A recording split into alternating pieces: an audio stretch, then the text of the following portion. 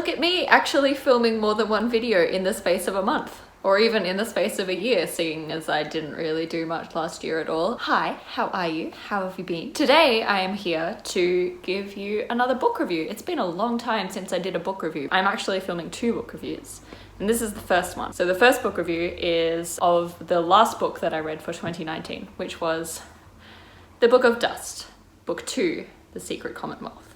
And I'm so excited to talk about this book. I filmed a book review of the first book in this series a couple of years ago when I read it. It might even be like the last book review that I filmed. Who knows? It's been a long time. But we're going to talk about The Book of Dust today.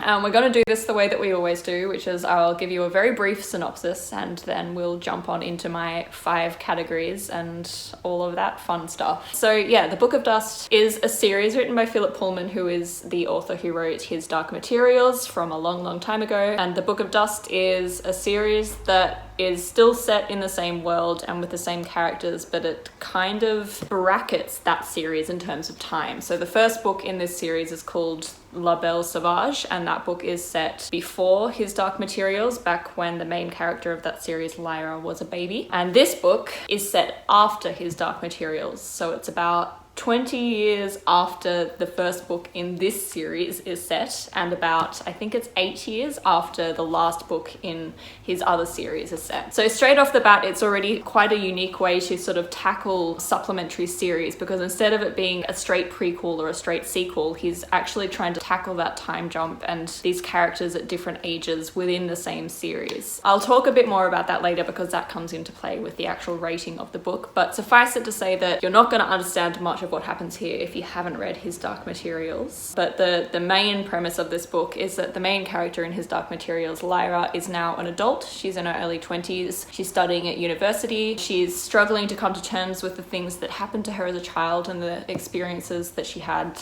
and the things that she learned. And then obviously some political drama happens, because it's not a Philip Pullman novel unless you get something political happening in the background and a whole bunch of government agencies trying to outspy each other and lots of people having to run for their lives. So that happens too, but basic premise of the book is Lyra is now an adult and she's coming across some information and going on some very real journeys and also some metaphorical journeys in her head as well. So first up, let's talk about the setting for this book.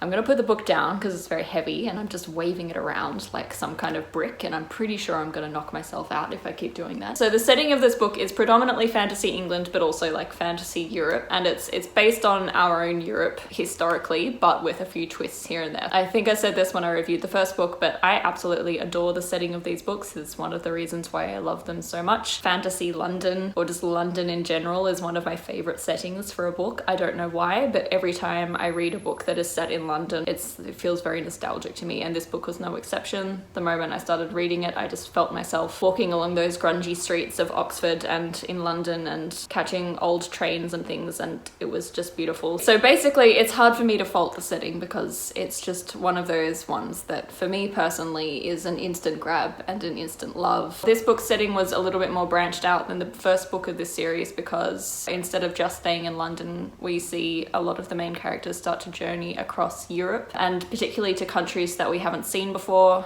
in any of the other books in his previous series as well. So we get to see more of Lyra's fantasy world. It was really nice to kind of be able to take what we know of Lyra's Oxford and expand that to Lyra's Germany and Lyra's Middle East and all of this kind of stuff, which is why I gave the setting a 4-star rating. Next up, we will talk ever so briefly about the plot. This is the hardest part to talk about because boy oh boy is it hard to not spoil the plot when you're talking about the plot. My overall thoughts for the plot would be that it took a while for me to understand what the arc of the story was, just because there was a lot happening and a lot of the plot seemed to just be background information. And this is always the case in a lot of Philip Pullman's novels, is that like the actual events that are happening in the storyline are supplemented by just a lot of information of people just talking and trying to find out information about each other and plotting and planning things and like doing that mental chess game of trying to outmaneuver each other before actually taking any actions. So that was very much the case with this book, in that a lot of the plot was just learning that there are people out there and that those people are up to things. That being said, there was actually a pretty well-centered plot happening as well, where we've got three sort of central characters within the novel, which is Lyra, her demon, Pantalaimon, and also Malcolm, who was in the first book, and all of them have a journey that they take, and they have different aims on their journeys. Like, they all have an objective that they are trying to reach by the end of the novel, but it took me a while to sift through all of the information that was given to me to actually find out, like, where are they going and why are they going. But that being said, that's the kind of thing that has always drawn me to Philip Pullman. It's one of the reasons why I love his novels. I really like that political intrigue side of things, where there's like this slow burn and lots of suspicion and all of that kind of stuff happening. And he also offset that with a lot of action. There are some scenes that had me basically just like throwing the book around.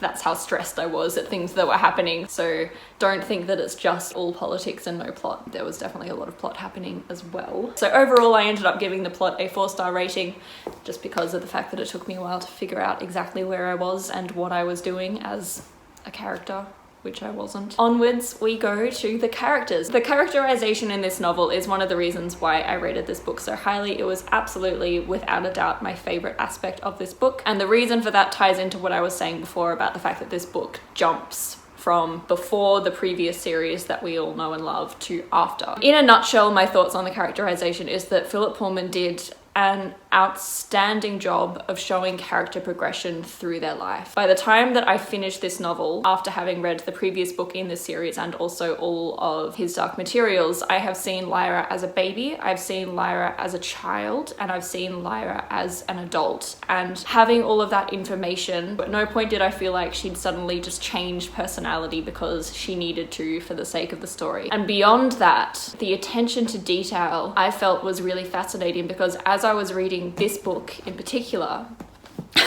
I could feel the pieces of Lyra that were new compared to the pieces of Lyra's personality that was still there from her as a child. So I could see the ways in which these childish aspects of her personality had grown and developed, and how some of them have changed and how some of them have stuck with her. One of my favorite parts about reading this book was trying to piece together that puzzle of who Lyra is, given the information that I know from her past and from the previous series. And the best part about that is that a lot of this story is actually about Lyra trying to do the same thing herself. So obviously Lyra's characterization was one of my favorite aspects of this book, but along with that, all of Philip Pullman's background characters were just like perfect. There isn't a single background character, even someone who's only there for 5 pages, every single background character has a fully fleshed out personality, and they have their quirks and they have their desires and they have their hatreds, and they have this uniqueness that makes them larger than life and makes them leap from the page. So even if it's someone that you meet for just like that long and then they're gone and you never meet them again, you still find yourself really enthralled by them. And that's something that I just, again, adore. So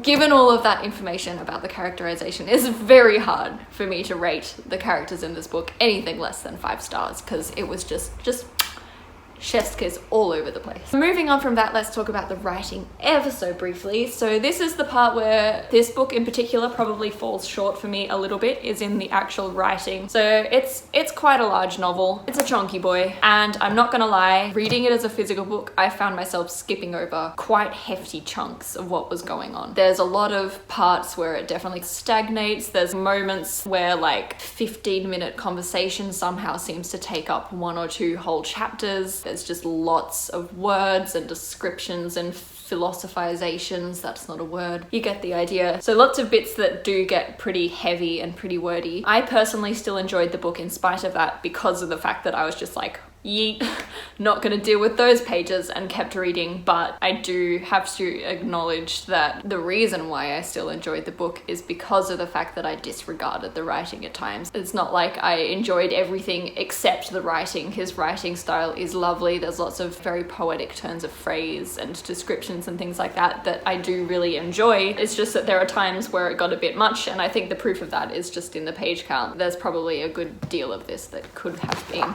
edited down just a little bit. And for that reason, I gave the writing a 4-star rating as well. Finally, we're going to talk ever so briefly about the themes. This is a category that I always end up rating books on, even though it can get a bit tricky because not all books have themes that they talk about, but we know that this is the thing that I do, where I basically just find themes in everything. So the first and foremost theme that I would say that this book covers is the concept of logic and reason versus imagination. Anyone who's read the book is going to be like rolling their eyes at me like, no shit, Jazz, this is the most obvious thing you've ever said. Anyway, this is a spoiler-free review, so there's no reason to assume that you guys have read this book or know this, but the name of the book, The Secret Commonwealth, is referring to, for lack of a better word, it's referring to the fairy world. So it's the world of spirits and things that happen that feel like they're just happening by chance, but are actually the machination of pixies and fairies and magical creatures. And a good portion of this book is Lyra as an adult trying to balance out the concept of using reason and logic and scientific thinking with using that superstitious secret commonwealth imaginative thinking as well. So that's a theme that is very prominent in the book. I feel like we're on a lean. Are we on a lean? We're gonna move you around just a little bit because I felt like we were kind of, ooh. The other main theme that I would say was interwoven throughout the narrative is, as I said, the concept of identity and changing identity and growth, just because of the fact that that's a huge portion of Lyra's own story throughout the entire series at this point. So I'm not going to talk about exactly what was said about any of those themes because that's a topic for a whole other day. But in terms of my thoughts on how these particular themes were handled within the novels, one of my favorite things about this book was the fact that all of these themes were handled with a lot of subtlety and a lot of complexity, to the point where, particularly with the logic versus imagination theme, by the time I got to the end of the novel, I still didn't really know where Philip Pullman as a person fell, like which side of the fence he fell on, because he really did a good job of fleshing out the complexities that come into hand with either side of thinking. I've been talking for like 25 minutes now about the same book, so I'm very much losing my train of thought. Basically, the upshot of that is that the themes of this novel were given a 5-star rating just because I really enjoy reading a book in which the themes aren't necessarily the prominent point of the book, but where there are still some sort of things for you to think about after you put the book down and questions to ask yourself. So 5-star rating for that, which overall gives this book a 4.5-star rating from me, which on Goodreads I have rounded up to 5 stars because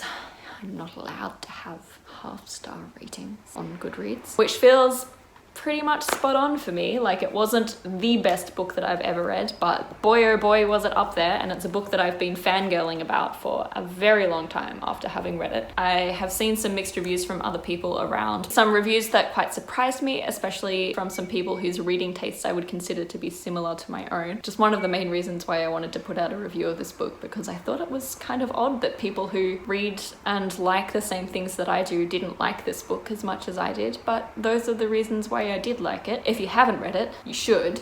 And then you should talk to me about Malcolm and how absolutely beautiful he is. I will see you for book review number 2 that I'm filming at the same time right now. And until then, as always, stay classic. Mwah.